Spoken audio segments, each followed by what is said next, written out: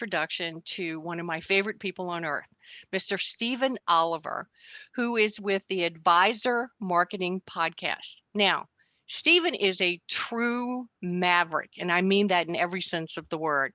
Not only in our business, but I have to tell you, his clients universally love him, and they grow at rates that they wouldn't believe it's possible. Now, on this podcast, in each episode, Stephen is joined by various members of his team or special guests to share insider secrets to rapid growth and high net profits in your financial advisory practice. So I just want you to know you're in for a wild ride, new information, and a lot of exciting new future because of Stephen Oliver. Well, yeah, and to add on to what you're saying, I mean, we've talked to in the last even couple months, hundreds of advisors, and we keep getting asked the same question about marketing. Well, what's the one thing that we should do? Give us the one thing. What's the one thing we should do? And unfortunately, in the industry, that's what you're getting fed a lot of. There's people saying, "Here's one thing you could do. Here's this Facebook marketing, or here's this website, or here's this business system we'll sell you, and then we'll just drive leads to your door." And the reality of it is, for healthy business, really in any industry, but particularly in this one, it doesn't work that way. What you need is enough things going on that if one of them works great, maybe this month your pay-per-click advertising on driving traffic to your website works great. That's great. But that may or may not stay consistent throughout the life of your business. And we need to have enough things going on so that some things are going to be home runs and some things might be base hits. Maybe one month something won't work, but you got enough stuff happening that it's always going to be productive, and you're always going to get, for our clients, a flood of good quality prospects into their business. And yeah, the quote that reminds me of is P.T. Barnum's quote, the circus guy, who said, "I only 20% of my marketing's working. I just don't know what 20% it is." Yeah. Yeah. And that's something I always remember when we're talking to people, because almost always it's an anemic marketing plan and anemic marketing in terms of what we're doing that is killing people. And the worst thing they can have almost happen is they're very successful, with one marketing thing going on, and then ultimately that's going to dry up. And we've got example after example after example in the last 30 years of things that were spectacularly successful, but then for one reason or another, they dried up. And if we think it's not going to be that way in the future, it's the opposite. It's going to be great and then bad, then great and then bad. And it's the cycle times on whether marketing works or doesn't work is much shorter than it was back in the 90s and in the 80s when we were really starting out and doing this stuff. So anyway, go ahead, Steve. No, that's good. And hopefully everybody can see the right screen this time. We're not much for PowerPoint, death by PowerPoint, but in fact, that was one of the Jeff Bezos' internal things, is he banned PowerPoint presentations. What was the other? All meetings have to be one pizza, which I thought was interesting. But if you take a look at this, the graphic on the top is the Parthenon in Greece, or the more modern version, copy in Nashville that we viewed back when you lived there, Mindy. But I put just a little breakdown, sort of what you were just saying, Greg, is effective marketing for financial advisors. You have a bunch of stuff going on. I stole this, I freely admit, from Jay Abraham, who I worked with a lot over the years.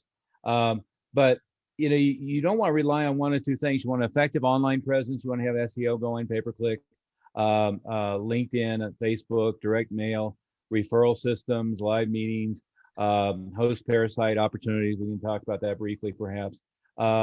Publicity, creating authority through media, niche marketing via trade magazines, email lists, blogs, YouTube, and much, much more. I mean, it's not a comprehensive list at all here so far, but that's not the purpose of our conversation today. As many of you know already, I see several of our clients on here as well, so welcome. I've worked a lot with Dan Kennedy over the years, very closely for about 20 years now. And he has a great story. Mindy, you probably saw this, but one of the industry gurus, Dan Cuprell, sent out an email like right after our, register for your, referral marketing seminar yesterday. But it was all about, why, basically referrals are bad and you shouldn't be, pestering people and pursuing your self-interest. And it's interesting because pretty much everything he said in the email, I agree with. That just, it's looking at it from a different angle. Is Kennedy talks about becoming a welcome guest versus an annoying pest, and his story about that is, and Greg, you remember this because it's there in Phoenix. His story about this is he's home alone at his home in Phoenix, and he's working hard, and he's I don't know, writing a book or on the phone or something. I forget exactly how it was embellished, but somebody's knocking at the door, and he just ignores it. He's annoyed. I don't want anybody knocking at the door while I'm busy working right now. And then they're knocking more incessantly, and he ignores them. And then they're knocking even more incessantly. And then a few minutes later, they've crawled over his fence and they're knocking at the back door, the sliding glass door. Now he's really annoyed, and he opens the door, and the person at the door is saying, "Your backyard is on fire." Well, the premise of that poorly told version of Dan's story is, the person went from an annoying pest to a welcome guest in about 32 seconds once he realized the purpose of the person knocking on the door. And that's exactly what you have to think about with referral marketing, business to business marketing, working to organizations and so forth. If you're out there and you're saying, "Hey, I'm pitching annuities, I'm pitching life insurance, and you should round me a bunch of people that I can sell that to," well, you're now and always going to be an annoying pest, and nobody wants to hear about another life insurance pitch, right? But if you create a very high level of authority and a very high level of value in your expertise, you're sharing information that's truly valuable, you're showing your clients various ways that you can help them that they never envisioned or thought about. If you're showing them various ways that you can help their friends and associates, that's the way you shift yourself from annoying pest to welcome guest. And that's why, the way that most marketing does. I want to share a Wall Street Journal article in a second, but most of you probably saw it. I would hope so. But the other quote here that Kennedy has, and there's another one by Earl Nightingale. I'll share it in a minute. But Earl's is basically, if you don't have a good model for success, look around at what everybody else is doing and do the opposite. And if there was ever an industry where that's true, it's this one. It's just amazing what blinders and limited thinking there are in this industry. But Kennedy's quote is that almost all businesses, almost all niches, industry, doesn't matter whether it's the guy who runs the dry cleaner down the street, in our case, martial arts schools of all things, or financial advisors. Mostly what they do is they look around at what everybody else is doing and do that. And again, that's the opposite of the Earl Nightingale quote. If you don't have a good model for success, luckily we do have one that we'll share with you. But if you don't have a good model for success, look around at what everybody else is doing and be different, be the opposite. In investment terms, be a contrarian, for God's sake. But the last thing you want to do is look around at what everybody else is doing and do what they're doing. But these are a few of the referral systems we'll try to get around to. But when we talk about systems, we're not talking about every time you have a client meeting, bug them for 3 names, that annoying pest deal. What we are talking about is having various systems that work effectively and are going to make things more effective for you. We'll come back to every one of these. But let me quickly share that Wall Street Journal article. Go ahead. While you're doing that, I was going to follow up with we hear a lot of people trying to build their circle of influence and getting accountants or other people to refer to them. And if you think that sounded like an annoying pest, the way we presented it, if you were bugging your clients, imagine how it's going to sound if the accountant that you're trying to work with to refer business to you does it. They're probably going to be one step worse than you. Yeah. They're not going to be one step better. And typically that's a very low level of productivity. It's something you should do, but we've got some ways you can soup that up and make it work a lot better. Oh yeah, absolutely. But here's the article. If you missed it, it was on the cover of the second section. Remind myself what that's called, business and finance section, Tuesday, May 25th. And if you don't pay attention to all of the industry media, and I certainly would consider, this is not a advisor trade magazine, but it certainly is industry media. You really should be paying attention. I don't know how many magazines and newspapers I subscribe to, but it's a ton of them. But this was a really interesting article, and it ties with a really interesting study I saw. Michael Kitch's his website blog, one thing or another, had contracted that we looked at recently. But let me point out a couple of things that I thought was really interesting. The headline is Merrill bans trainees cold calls. Well, okay. One is, if that's your primary marketing strategy, is to basically pull out whatever the modern day equivalent of the white pages is and start cold calling. The article appropriately acknowledges that they were getting a 2% rate of people answering the phone when they were cold calling. And basically, if you're cold calling to people who have no idea who you are you an annoying pest, or are you a welcome guest? Well, obviously you're an annoying pest. And in fact, iPhone really did me a service, and all of us, not a great service for those doing outbound cold calls. But, my phone doesn't even ring if it's somebody who's not in my contact record, which is why we work on getting a V card, aka contact record, into everybody's phone that we come in contact with. But one thing it says, which is something I've been saying forever, and it's not like it was a great insight. One thing this article says is that their failure rate in their trainee program was incredibly high, right? And the other thing is that the vast majority of trainees who were successful were people who came into Merrill already with a big circle of friends and associates that they were going to pitch all of their friends. Now, what that reminds me of, if you're not familiar, the door-to-door vacuum companies, the guys who were selling whatever the brands were, door-to-door, Hoover, or whatever. What they would do is they would run cattle call ads, meaning a whole bunch of people show up at one time for an interview. Basically, they would tell everybody, here's what we do. We sell vacuum cleaners door to door. You sell it for $800 and you get 300 or whatever it might be. And they put a vacuum in their hand and basically go send them home to pitch their mom and their aunt and their uncle and their next door neighbor. And 99% of the people who would, huge percentage wouldn't participate at all, but 99% of those who took them up on it, would go sell mom, dad, sister, brother, next door neighbor, bug everybody who was in their immediate family and circle of friends, and then they're done because they never managed to go, stick their foot in a door from somebody they didn't know and deal with that. But the other thing that this said is that they're shifting them to cold contacts on LinkedIn rather than cold contacts on outbound phone calls. Well, okay. Well, I have nothing against, sitting somebody down at the phone and saying, you have to make 1,000 phone calls a week. But, if it were me right now opening a new practice, or if it was me right now with a $1.52 million a year practice, that's the last thing I would do is, try to do cold contacts. I don't know about you, Mindy, how many people contact you on Messenger and LinkedIn every day? I probably get 40 nowadays. Yeah. And I look at none of them. In fact, every now and then I have a friend who happens to contact me on Twitter, LinkedIn, Facebook Messenger, or any of the other crap.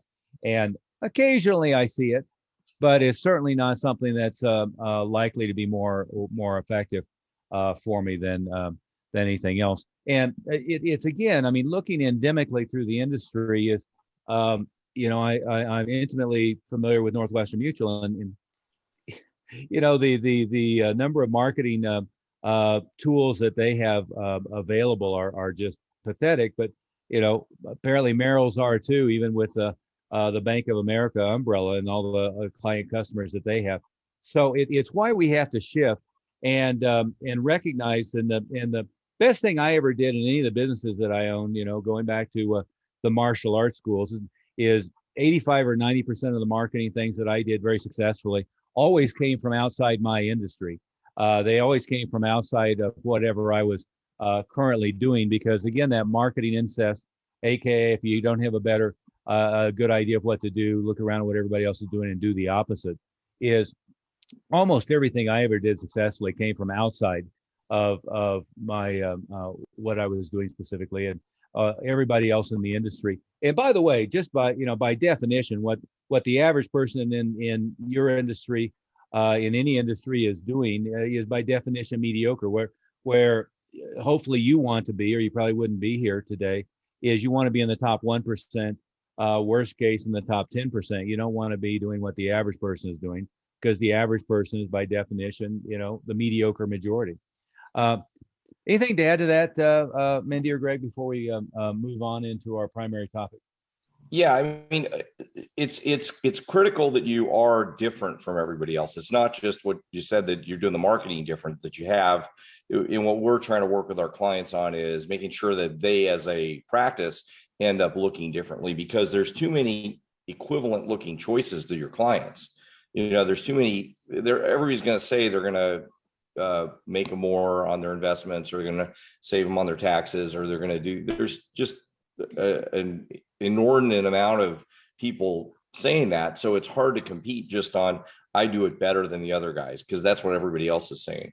That's one reason it's important to actually be different, in addition to do marketing that's not just the same as everybody else's, because then you're hitting more pieces of the Parthenon. So that Parthenon of having 15, 20 things going on every month, which is kind of a good baseline to think about, is what's critical. And then the way you come across can't be like, everybody else. Otherwise you'll be everybody else and you'll randomly get picked. Yeah, that's absolutely right. And by the way, that report that I referenced earlier, one of the things that it said is that the average advisor in this industry is spending 3% of their gross revenue on marketing, which, we're always focusing on the businesses we work with as the predominant measure being return on investment. Return on investment is measured by lifetime value, but oftentimes I chunk that down to what's the client going to be worth in a year, 18 months, and maybe 24 months, and always looking at return on investment. But I've got to tell you, is building a business once you're past a certain threshold on 3% of the gross revenue of marketing is just pathetically low, and it leaves an incredible amount of money on the table, and it ends up with blinders on, where so many advisors we talk to are trying to figure out all the stuff that's free and cheap, and it's the wrong question to ask. And you guys know, as on the investment side, if I can have somebody invest $1 and get back $10 in 12 months, well, we do that all day long. And somehow advisors miss that the way they invest in their business is exactly the same way you would have a client invest. And of course, there's a risk level to any and all those things, but it's just pathetic to not be focused on return on investment and not be willing to invest in your growth. But let's go back to, I'm going to share the screen again. If I accomplish that successfully twice in a row, it'll be a miracle. Here we go. That worked. But as we look at this breakdown, let's talk about, and this is 5 out of arguably 10 or 15 things you could do just on the referral side. But I start with this, and going back to that Wall Street Journal article yesterday, if you bring a new person in and you tell them that all of their marketing is going to be through referrals, well, if you don't have any clients, how do you have anybody to refer you, right?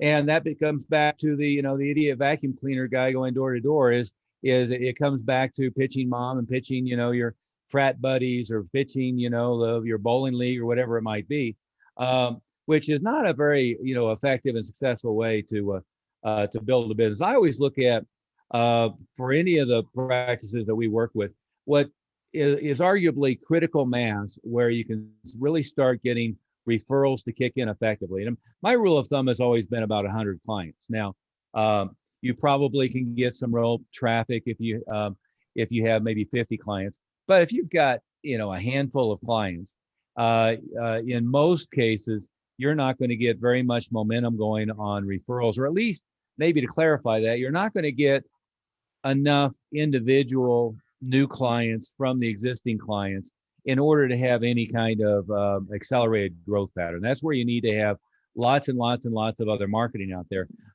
There are some exceptions to that, and we'll talk about that as we go. But let's talk about kind of number one on my list here of referral systems. And this is where Mindy and Greg, you have a lot of expertise. I have a bit, is on having a book and or a well, for instance, let's say you did a book with 15 chapters. Each of the chapters can become a pass along report, freestanding individually, and then you have the book. And I've worked with advisors where we actually have them doing a new book every quarter on different, slightly different or completely different subjects. And Greg, you have the Amazon. The average book size is, what'd you say, 30, 40 pages? 20 to 30 pages is the average. Number is the most sold books on Amazon are 20 to 30 pages. That doesn't mean that, the guys getting rich being authors are writing 20 to 30 page books, but the purpose of those books is different. And for you, the purpose is to help your marketing. So it's not about you being a best-selling author, although you can create that. You can do some things to create that. It's about this being a massive tool for your business. The other thing about pass along authority is white papers and the other pieces you can deconstruct out of the book are important. But if you look like at the general population, 1% of the population has a PhD, approximately 0.2% have written a book.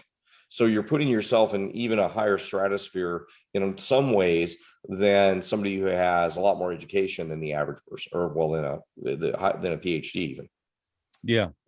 Hey, it's Lee Milt here, and I'm delighted to interrupt you today and let you know that I've been working with Stephen Oliver for 10 or 15 years now. He's a great guy. I love all the research that he does. And I just wanted to let you know that if you're enjoying the content on this podcast, then you really want to make time to visit advisorwealthmastery.com. And why should you do that? Well, because you're going to receive 2 of his great books and actually one of mine called Success is an Inside Job. You'll also get a lot of absolutely free material on growing your practice through effective marketing. So again, take the time to go to advisorwealthmastery.com. And from a referral standpoint, because that's our topic today, is the way that you generate client referrals is, and I heard somebody parrot the old insurance deal, which just, makes me a little nauseous. Mr. Prospect, I get paid, or Mr. Client, I get paid in 2 ways. I get paid with the commissions you pay, and I also get paid with, you sending me additional clients. Well, that's very, one, it's centered on you. It's not centered on the client. 2, it's not terribly meaningful. And 3, it's kind of stupid and cheesy. But where you generate client referrals from the standpoint of your client is telling their friends about you and about the value that you hold, is when you're creating real additional value, not only for the client, but for the friends that they're passing along information to. So, if I have a freestanding report on planning for college expenses and the 10 things you should know about grants, loans, tax consequences, and saving for and creating financial savings programs. If I had that report and it's substantive, which I'm hoping it would be, is if every client had got 5 or 10 of those in the mail and said, I know that we've talked and this is something that you're focused on, or I know that we've talked and it's not on your radar right now, but you might have some friends and acquaintances that it is. I thought I'd pass along this. We just created this new report on this subject, thought it might be of value. Well, that's having a pass along item of value, which could be tied to a live meeting. We'll talk about that as well, but it could be tied to a live meeting in your conference room, a live meeting in a hotel meeting room, a live meeting at a restaurant, an interactive Zoom meeting like we're doing, a webinar, in any number of ways where the report could be tied to a live meeting. The report can be tied with a bounce back to drive that person back in. The report could be tied to a communication mechanism with the client of who they've passed it along to, perhaps. But it's creating value, and it's sharing credible, real information that would be valuable regardless of whether they become a client of yours. So that's one of the things that you want to be looking at with your clients is it's the way that you're a welcome guest. It's a way that you're sharing value for them and their clients. And see, to me, the two things that I don't want to be doing is I don't want to be bugging my clients for what 3 people should I go pitch today. So when I'm asking, for direct referrals, I want to be, pretty articulate and providing value for their friends and for their associates. But on the other side, what I want to do is I want to create an incredible positioning of authority for myself. I want to create a high level of perceived value in what I do, and I want to create tools, education, events, books, reports, white papers, whatever you want to phrase it, that I can pass along to clients who can pass it along to their friends. And obviously, there's a ton of other ways to use that. What would you add to that, Greg or Mindy? Well, what I'd also mention is to do these books that might seem, some people we talk to, they're saying, well, yeah, I've been trying to write a book. I've been doing that for the last 5 years. And that's because we haven't helped them with the process. Yep. This is something that can be done in 60 days easily. 80% of business books or books written by business owners, whether they're about business or personal stuff, but 80% of books on Amazon that are from business owners are ghostwritten. So we can start with seed material that you have, and then do some, or recommend some companies that will turn that into something that is going to be a big piece. And that's just one piece of the marketing, but it builds authority and has a lot of it becomes a useful tool as well for referrals. Yeah. So if you want to do a lot of referral business, this to me is a no-brainer. You got to do this. Well, I think something too is not to overthink this process. You're already an expert on these topics that you're going to be talking to people about. So it's really just a matter of actually taking the time to sit down and get it out on paper. You're not writing the great American novel. This should be a pretty straightforward process. And again, as Greg said, that's something we can help you with. It's also not a thing to get hung up on as far as, wordsmithing as you go. Just get it down on paper, and then you can hire the people to clean it up, make it look pretty, make it sound, proper as far as, grammar, spelling, syntax, all those things. And then you're ready to go pretty quickly. Well, and I might expand on that, Mindy, is that pretty much anyone who is already fairly successful as a financial advisor, life insurance salesman, annuity salesman, whatever particular category you view yourself in, high-end wealth manager, is you're probably pretty good at face-to-face communications with your clients. You're really good at explaining your products, explaining the value of different strategies and approaches. And I usually start with clients of, let's do a Zoom meeting, or let's get out a video camera, or get out your iPhone and record it. And let's just, if nothing else, have a blow up or a cutout person on the other side and explain it to them, or put a friend on a Zoom meeting and record it. I mentioned Peter, I've been working with now for 20 years. That's how I got him started on this stuff. Is okay, Peter, at noon we're going to do a 1-hour recording. Show up. Here's a list of questions, and then we record it. Then we can get it transcribed. We can get the transcript cleaned up.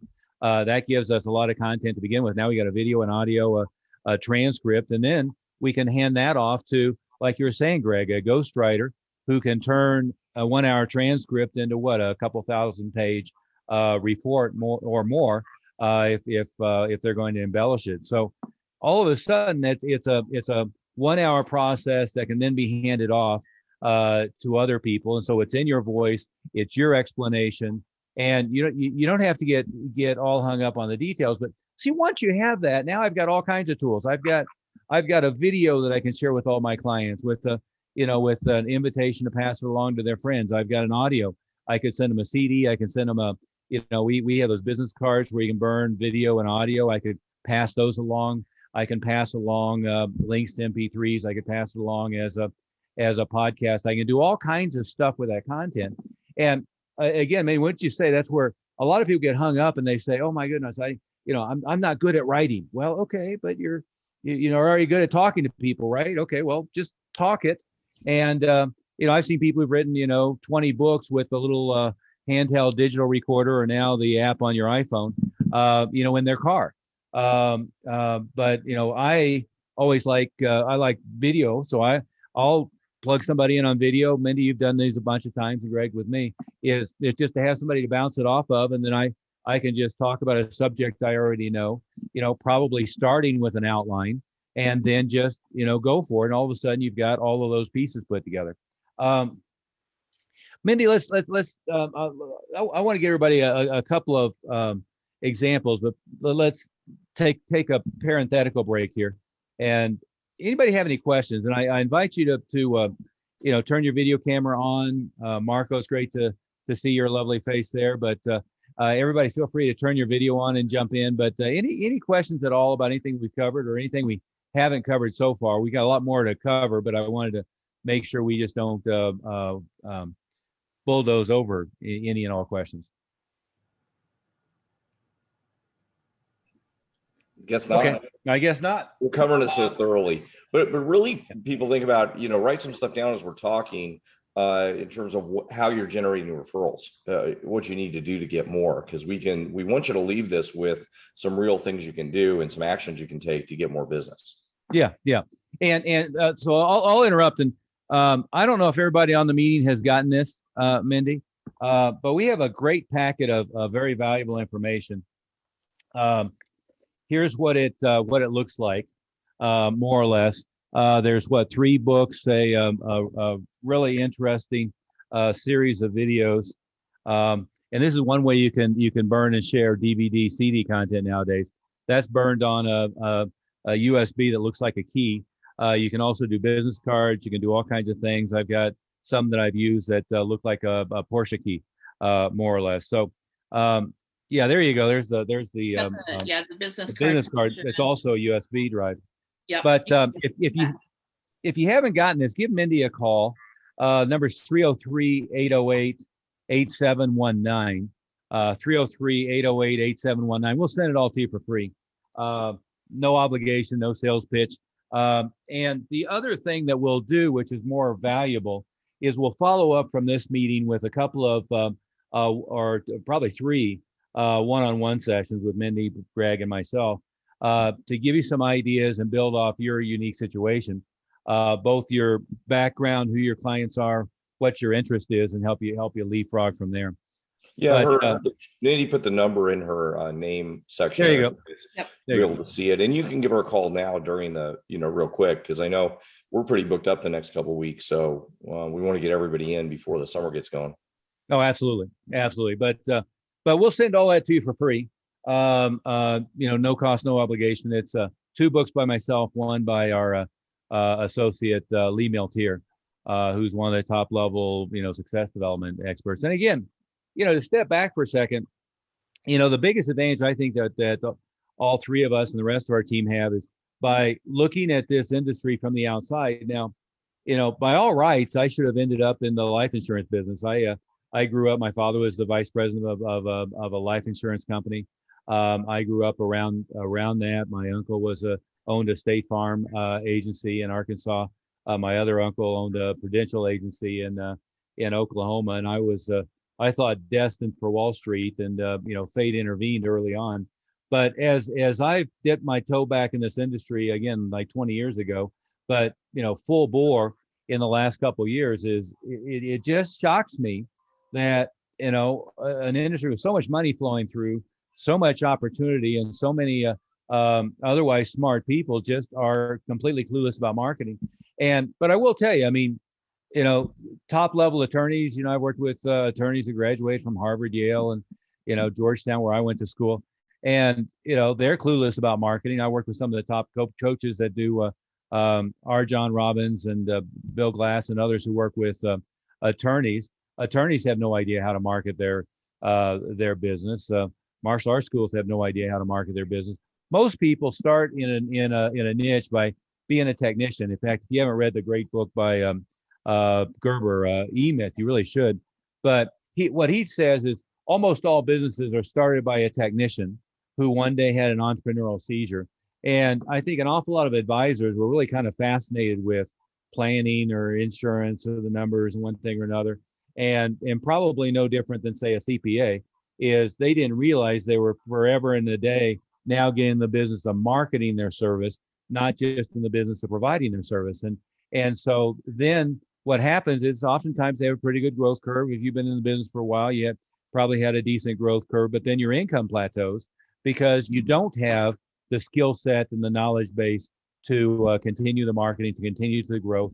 And in most cases, it's all completely dependent upon your labor, not other tools, systems, and one thing or another. Let me give you an example, though, going back to my little checklist. I won't put it back on the screen right now, but one of the referral solutions that I always look at is making sure that I really know everything about my clients. One of the clients I work with, he's got his assistant now, goes to his client or prospective client's LinkedIn profile and gives him a little synopsis. As a reminder, they work here. Here's who they're connected with. Here's organizations they're involved with. Here's the company that they're CEO of, or that they're, regional marketing director of. Here's some of the key contacts. Gives them a little synopsis before he talks to everybody about that. And certainly that's good from a standpoint of, and this was stolen from Tom Hopkins years ago, but he has a technique he calls isolating faces. So you're talking to somebody, you're asking for a referral, is, one thing, if I just say, hey, who do you know that would be have some value in my services, oftentimes people kind of draw a blank, or they're not very, very effective. But if you say, I noticed that, you're actively and engaged in the Porsche Club of America, and, so am I. I'm very engaged with that. But who do you know, from that club? Who do you know from the track day events and one thing or another that might have some needs? Well, now it narrows it down, right? And I noticed that your CFO at XYZ Printing, who else do you know at your level that might be of value? And by the way, did you know that one of the things we've done a lot of is a lot of stuff with company executives and company employees doing financial education at various levels. In fact, here's some of the different presentations and seminars that we've done for other similar sized companies over the years. Maybe that would be something as a value added for your employees. Again, not a sales pitch, just something that we could share. Here's an example of that. Is last, what was it, Greg? Last Sunday. So a week ago, we did a similar thing where we went in and did a presentation to an organization's clients. And I don't know if you can see that, but that's a permission slip. And so basically what they gave us is name, phone number, email address, mailing address, a little checkbox of areas of interest, a checkbox of, yes, I'd like to talk to you and get some feedback, mobile phone number, and best time to call them. And so we collected, what was it, Mindy? I said the other day, 1, 2, 3, 4. How many? 19. 19 very interested prospects for immediate follow-up, all of whom said, yes, I'd like to talk to you personally about these particular needs from one day. And in fact, it was from 90 minutes. So, there's a lot of opportunities to do that. In this case, it's what I'm talking about, which was a company bringing people in. And in this case, it was a client meeting. So bringing in clients, and in this case, all their clients were business owners with businesses that range from about $500,000 to $2 million a year in revenue, with a business niche that runs 35 to 50% to the bottom line. And so it was a very qualified group of people. And again, it was a 90-minute presentation organized through a company that was having a client meeting already. So it was a presentation to a client meeting. And in this case, I believe it was to 45 people, of which 19 of them, immediately had questions and filled out what we would call an information sheet or a permission slip and a request for a meeting. So there's all kinds of stuff that you can do like that with your existing client base, but it doesn't happen if all you do is you pester your clients of, hey, who do you know that might be valuable, that might want my services? Who do you know that I could, pitch to? Well, that's not what anybody's interested in. But if I'm a business owner, I'm very interested in a financial literacy program for my employees. I'm very interested in a executive deferred compensation plan for my executives. I'm very interested in bringing together my top people to share some ideas and ways to develop from there. So there's all kinds of opportunities. And again, this is where you get powerful referral systems, not just maybe I got a small base of clients to begin with and I'm pastoring them all for who can you send me, but I'm creating authority, I'm creating pass along tools, I'm creating educational events, I'm really finding out who and what they are, presenting training opportunities and learning opportunities for their employees, their associates, their clients. All of that is extremely valuable. What would you add to that, Greg? Well, and sometimes even medium to larger companies would love to have a financial literacy program for their employees. And then you could do the same thing. That process we worked with Peter, he had the potential to get 100 prospects from that, and some of those won't be in his clientele because or in his target market, because we've gotten him to the point he's like a top 0.1% at Northwest Mutual, so his practice is with higher income clients. But you could still use those leads and filter them out, and I'm sure he's got a lot of them that are going to be right up his alley and would like to change. And I don't know if you mentioned the statistic about what percentage of people are looking for a new advisor. Oh my goodness. Yeah, that was a research. In fact, it was Northwest Mutual's internal thing. I forget what the number was. Wasn't it something like 50%? 60% of people that have an investment advisor are unhappy with them. And unimpressed. Half of those, so about 30%, are actively looking for somebody new. So if you're in a room of 100 people, you got 60 of them that are likely to be interested in what you're talking about. And if you're an authority because you're helping that company, and again, this could be a pretty large company. I mean, we've had people that do this at 1,000 employee companies. We have people do presentations at big, large corporations, Motorola in Phoenix when it was really big, and GE, a lot of big companies. So that's an added value that companies are looking for, and that might be something that would be very productive for almost any of you guys. Well, as an example with my own business is, I ended up finding out that I had one client who was the human resource director for US West, which at the time was the largest employer in Colorado. It's since become CenturyLink and headquartered somewhere else. But they at the time had 45,000 employees mostly in the Denver metropolitan area. Well, once I figured out we had a C-level executive who was in charge of human resources, we ended up spinning that into every time they had a live event, we were there. We were able to do presentations to their executives. We were able to do payroll stuffers. We were able to do just a huge number of things. We ended up with the same thing with Coors, working with their executives and with their employees. Turned out that I ended up as a client, the CFO of the Denver Broncos and the marketing director for the Denver Nuggets, which the Nuggets is our professional basketball team and the Broncos are our pro football team. And that led to relationships with pro players, with retired players, with executives, one thing or another. An awful lot of those relationships ended up with things that we could do directly through to their clientele. We did a promotion with Ultimate Electronics, which was a $780 million a year electronics chain. And I had enrolled had as a client the president of the organization, and ended up with their marketing director, ended up with their chief operations officer, and then ended up doing things that filtered all the way down to their employee base. And by the way, this was a very high-end electronics chain before they got Amazon. So there's all kinds of things you can do. And I've got to tell you, most of the time I talk to advisors and say, well, we tend to start with, well, who are your current clients? Well, where did they come from? And what do they do? And I got to tell you, that doesn't take long before a lot of people just don't know that much about them.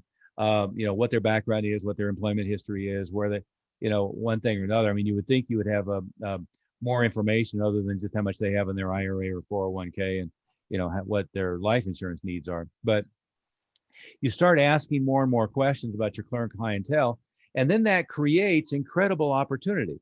So it creates It's Lee Milt here, and I'm delighted to interrupt you today and let you know that I've been working with Stephen Oliver for 10 or 15 years now. He's a great guy. I love all the research that he does. And I just wanted to let you know that if you're enjoying the content on this podcast, then you really want to make time to visit advisorwealthmastery.com. And why should you do that? Well, because you're going to receive 2 of his great books and actually one of mine called Success is an Inside Job. You'll also get a lot of absolutely free material on growing your practice through effective marketing. So again, take the time to go to advisorwealthmastery.com. Another advisor I was working with, he had what was the company, Mindy? A high-end electronic or tech company, Vonage or Qualcomm. But he already had several high-level executives in Qualcomm. Well, okay. Well, what are you doing with Qualcomm? Well, I've got 3 executives. Okay. Well, but what are you doing with them? Well, what do you mean? Well, okay. Well, they have how many employees in your city? How many employees do they have nationally? What would be the needs that they have for their employees? They have employee retention needs. There are areas you could fill there. They want to create education value outside of just the corporate stuff. What can you create there? I have another friend who was working with, interestingly, high-level companies that work in Korean companies. So he was working with human resources in Hyundai and Kia. And we ended up shifting that up where he was the guy working with all the C-suite executives for Hyundai, Kia, and then a whole bunch of other similar companies.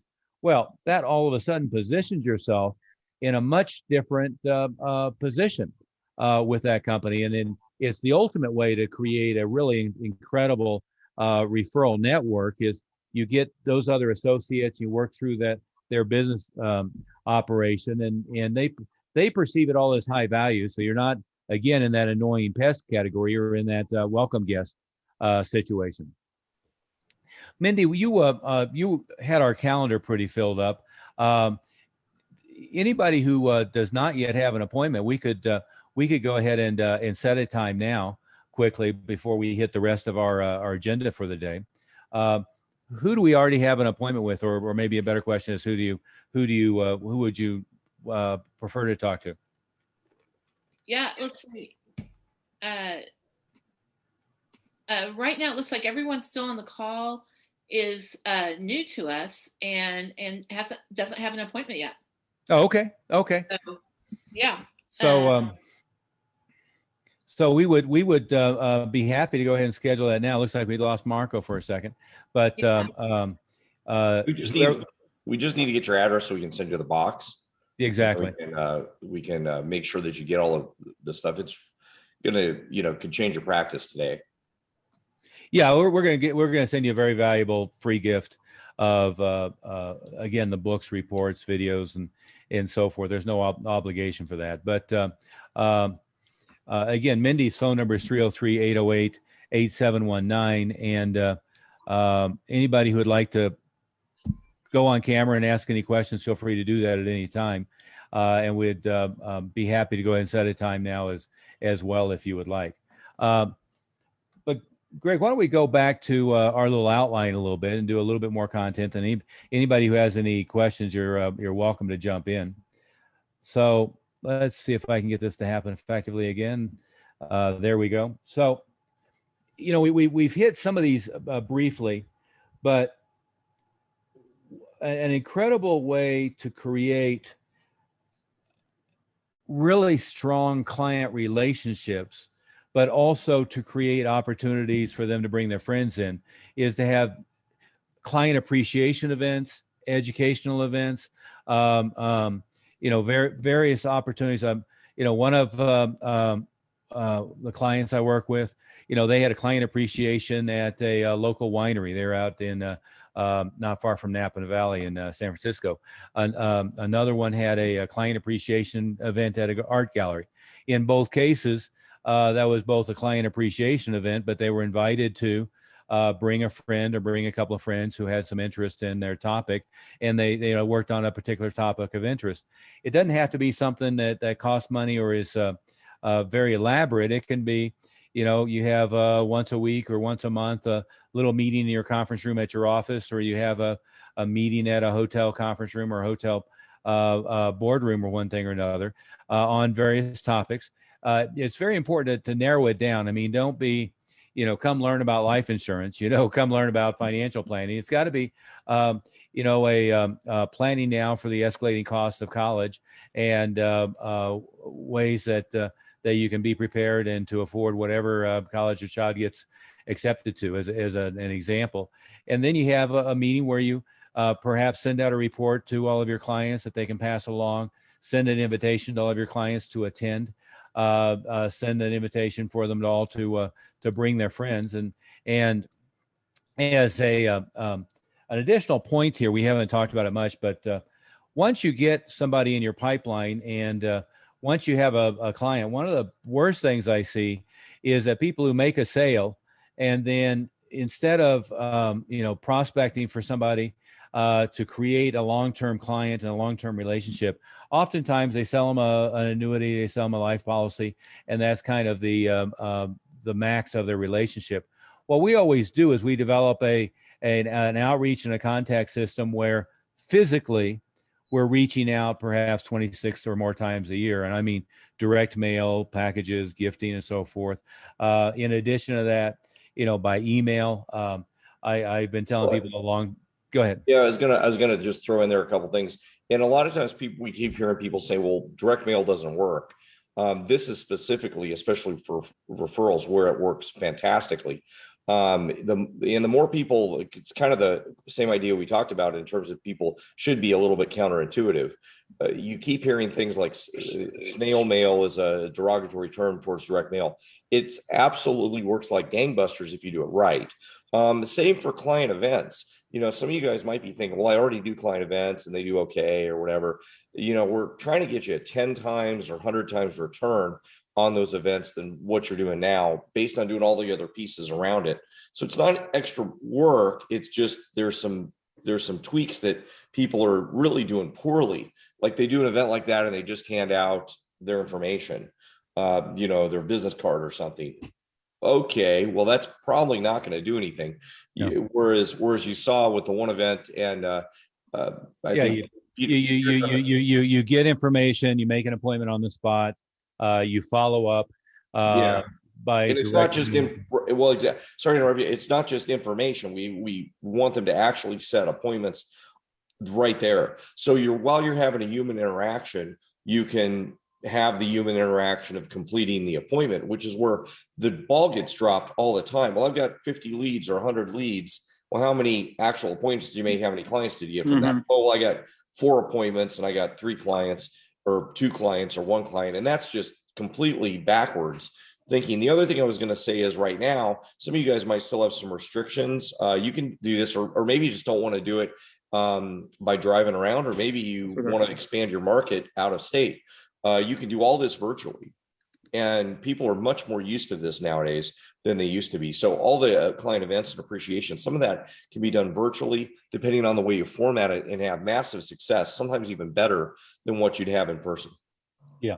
Well, and the other thing we are finding, though, is that, advisors who have gone back to live events, and, what seems typical is, you have the dinner meeting or lunch meeting at Chris Ruth, and you bribe everybody with a filet mignon. Well, yeah, I would much rather bring everybody in because they're truly interested in the subject matter, and not bribe them with something unrelated. If you're going to bribe them with your book. You get to come in for a free meeting, or even have a seat reservation free, and they get your book and they get a package of training materials. But what happens too many times, and that's again what gets missed, is you bring people in who really don't have much interest in the subject matter, because you're bribing them with something that's completely unrelated, and then you're what do a bunch of people call plate lickers? They're upset that they get plate lickers. Well, you get plate lickers because you're bribing them with a fillet rather than bribing them with valuable content, information, and support.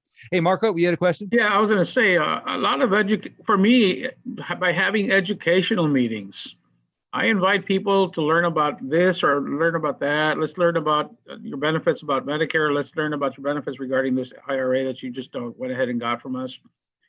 And the more you educate these people, the more they're going to be wanting to come over because they do want to be educated. Yeah, if you throw a little snack here, a little plate lunch there, that goes above and beyond. But all of this works, and if they bring a guest with them, there's your lead source right there. Yeah, that's exactly right. That's exactly right. And you keep rotating topics, right? Yes, sir. And the thing is, it's to go back to that for a second is I keep, working with business owners of all types, but, specifically with financial advisors who, they think that their clients are going to go pitch their services to their buddies. Well, I got to tell you, we work with some people who have big staffs, and in almost all cases, if we put their staff on the spot and said, let's hear your elevator pitch for why somebody should come in and use your services, their staff is horrible, right? And Chet Holmes used to call it stadium pitch. Most of your employees can't pitch a cold prospect. If you send them into Starbucks and said, tell friends, associates, or strangers what's useful about our practice, your clients are horrible at it. And in fact, if you're not careful, what they do is they unsell, your service by hitting all the wrong topics, right? But they are great at inviting a friend to go to. Oprah did a tour last year, prior to COVID. Invite their friend to go see Oprah at the here was the Pepsi Center. They are great at invite their friend to go out and meet them. At a wine bar, at Starbucks, to invite them to go to a little meeting with a political figure, to an educational meeting, one thing or another. That's something that's very easy for them. So you're exactly right. Is rather than try to get your clients to help your business, that's going the wrong direction. Providing value to your clients and letting them provide that value to their friends. One, it's easy for them. Two, you give them pass along tools to help it make it even easier. And by the way, here's a little report about it. Here's the guy's book. He gave me a free copy that I can pass along to you. So all of those things really dramatically ramp it up. Marco, where are you living? I am down in Harlingen, Texas. So oh, wow. If you picture the state of Texas, I'm in the bottom tip. Yeah, way down. And when you have those events, at least what I've done, I usually have like a sign-in roster and strictly on a volunteer basis. So they don't think that they have to. It's on a volunteer basis. Some of them do it when they walk in. Some of them do it when they walk out after what they've heard. And you're right. You change the subject matter. Today we're going to talk about retirement. Tomorrow we're going to talk about IRA. Tomorrow we're going to talk about something else, Medicare, and people will come. Absolutely. Is there a reason for them to fill out the information and when they come in? That's just their name, and they're giving us, like Mr. Oliver said earlier, permission for us to give them a call back later. Well, so the way to change that would be they'd fill out their name, phone number, email, address, and give them the information and just hand that to them. And then there's a reason, like you're going to send them something. You're going to send them all a copy of your book. Well, this way, the way I do it is very informal. And if they are showing interest after I give them a call, at that point, I'll go ahead and send them something else where they can go ahead and I'll do like a client analysis, client needs analysis. Yeah. And at that point, depending on what their needs are, at that point, that's how I'm going to pursue that particular lead. Sure. And you can plus that system up quite a bit, both by getting more effective at, as Greg was alluding to, if you had the book or if you had the report or if you had the package of information that you're going to provide, if everybody can fill it out, we've got this box of information we want to provide everybody free of charge, but here's a form to fill out. I just asked Miss Mindy for it, and she said she's going to provide it for me, but I've been doing my own, and it's worked so far, but I'm sure something professionally built will probably work a lot better. Yeah, absolutely. And that's a lot of times, Greg will tell you, we work with advisors all the time, and they say, well, I'm already doing a lot of the stuff you're telling me to do. It's like, well, okay, but how many people are in the room? How many of them do you actually get contact information with? How many of them do you actually get an appointment?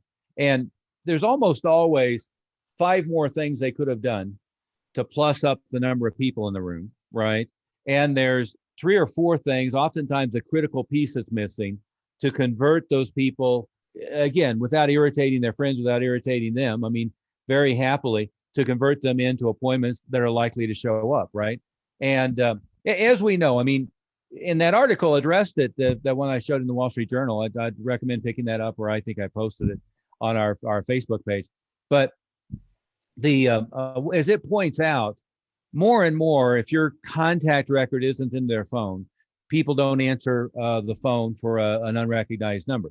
So just because they gave you a phone number doesn't mean that they're going to answer it. The answer rate has become very low. So one of the things we always try to do in first contact always is get our contact record in their phone. So in a live meeting, it could be, everybody give me your cell phone number. I'm going to text you our contact information right now. Here's how you put it into your phone. Now, all of a sudden you're in there, right? On an online lead that comes in, we'll have automated a text that goes out and says, by the way, here's our contact information. Add this to your contacts. We'll email it out automatically as well. Another thing that I see happens a lot of times is just so much manual labor without having automated systems behind it to support, right? So like anybody who contacts us, you can see all the steps if you go to Advisor Wealth Mastery. Anybody who opts in will get an immediate text, email, and outbound voicemail directly to their voicemail. Whoever's supposed to be making the outbound call, they'll get a text on their cell phone with a live number and details to make an outbound call. And then they'll be put into what would be called a sequential autoresponder sequence, where they're getting email, which is the least valuable, text messages, and direct mail, as well as then going into a retargeting sequence where they're getting followed on Facebook and followed on Google and all of their related properties, right? So if you think about those follow-up systems, it's continuing to follow up on somebody who's shown an interest, whether that's from a pay-per-click ad or from a referral, but in ways that's continuing to add value, right? Sending them additional content, sending them additional material, sending them, nowadays we're building a lot of testimonial content since that's now, coming along to be allowed. So building all that information as well. Marco, anything to add to that? Well, that was good feedback. No? Nope. Okay. No, okay. On that note, Bindi, your phone number is 303-808-8719. And I held it up a minute ago, but we'd like to send everybody at the very least this box of information, which includes 3 free books and a bunch of free videos and some other valuable material. And it also 2 pretty good reports.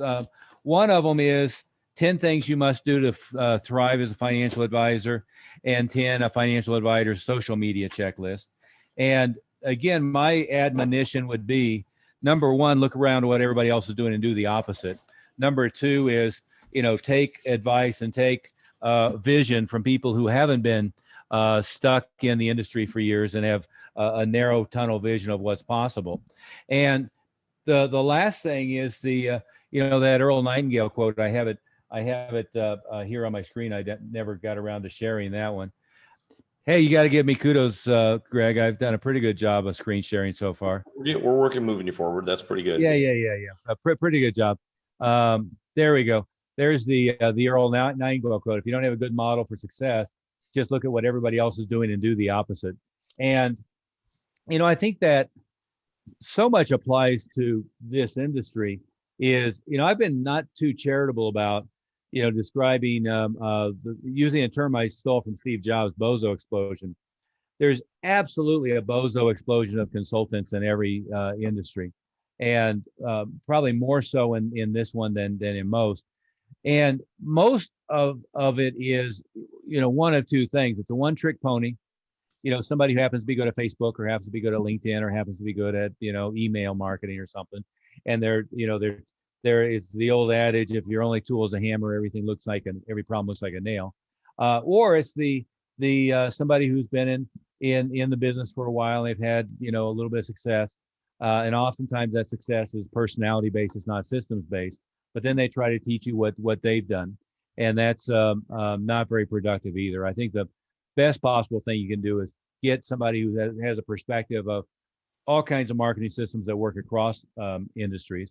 And we're very aware of and concerned about and focused on compliance, but there's way more things that you can do, regardless of what organization you're affiliated with and what your situation is, than you think there are. And there's way more things that you should be doing, I'm sure, than you are, and a lot of them that could use quite a bit of additional development. Yeah, exactly. And a lot of people are afraid of doing stuff because they're gun shy about compliance. And what we want to do is help you make sure that you're comfortable with everything that you're doing, but as well make a massive difference usually in your results. Exactly. Well, on that note, Mindy, anything to add to this before we call it a day? No, I think we're in good shape. Yeah, make sure you call Mindy though, 303-808-8719. That was 303 at the beginning, if I stuttered on that, 808-8719. So we can send you the stuff and make sure you have everything. Just that social media checklist will make a massive difference today or as soon as you get that in the mail. Yeah. And certainly one of the things that we're experts at, and it's coming down the pipeline, is getting good at testimonial content and referrals and networking based on that. And it's not there yet, and I think everybody in the industry is a little scared about that becoming a new rule that's useful. But we're right on top of that and a number of other things as well. Marco, thank you for your contribution. That was wonderful from the hot end of Texas. And I've been in Texas a lot recently, but I haven't been down that far south. I've had to be in and out of Dallas for birthday parties and funerals. I'm trying to make it from more birthday parties and fewer funerals. Well, but we're 8 hours south of Dallas. Yeah. I have a lot of friends in Dallas and Houston. Chuck Norris is a friend of mine, and all of them martial arts guys associated with him are all of my old friends. So I was just at 2 funerals with Chuck, and with mutual friends, and then a birthday party with a mutual friend, and made a commitment to go to more birthday parties and fewer funerals. Yeah. Well, thank you very much. Okay. Thank you very much for allowing me to be here with you all today. Oh, absolutely. Thank you for your contribution. And thanks to everybody else. And any questions you have, we're happy to answer anything at all. Give Mindy a call, 303-808-8719, and we'll go through all that. Thank you. All right. Everyone. Thanks, everybody. Be safe and be blessed.